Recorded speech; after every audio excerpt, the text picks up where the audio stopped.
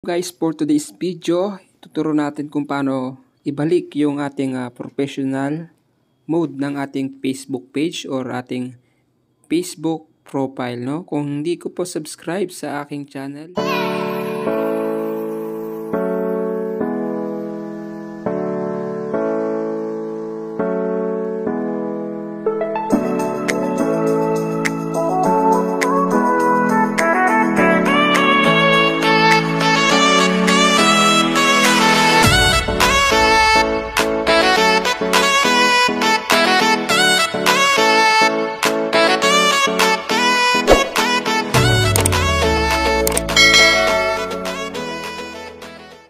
please subscribe and hit the notification bell para updated kayo sa aking pang susunod na mga video. So ito na nga guys, no, ituturuan natin kung paano ibalik yung ating professional mode ng ating Facebook page. So first is open natin tong ating Facebook application. And then nandito na tayo direct sa ating Facebook page, mga idol. Click lang natin tong tatlong guhit dito sa bandang kanan. So yan. So back natin, idol. And then click natin tong ating profile picture.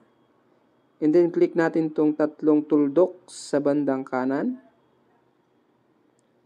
So kung makikita nyo mga idol, no, wala siyang professional mode or wala siyang turn on professional mode sa ating Facebook page. So ano yung ating gagawin, no? So balik natin guys. Then punta tayo dito sa tatlong guhit sa taas sa bandang kanan. Hanapin natin tong report a problem, no? So yung help and support, report a problem, click natin yan. So yan, and then continue to report a problem.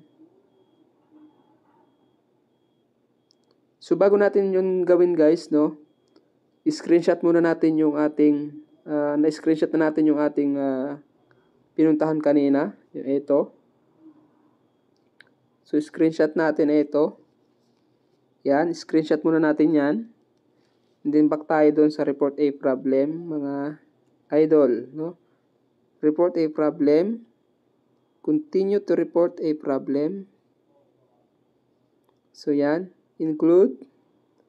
Then hanapin natin yung walang professional mode, yung ating Facebook page. Click natin yung page. So nandito na tayo mga idol, no? And then upload lang natin dito yung ating in-screenshot kanina. So yan. Then lagay lang natin dito yung I don't have a professional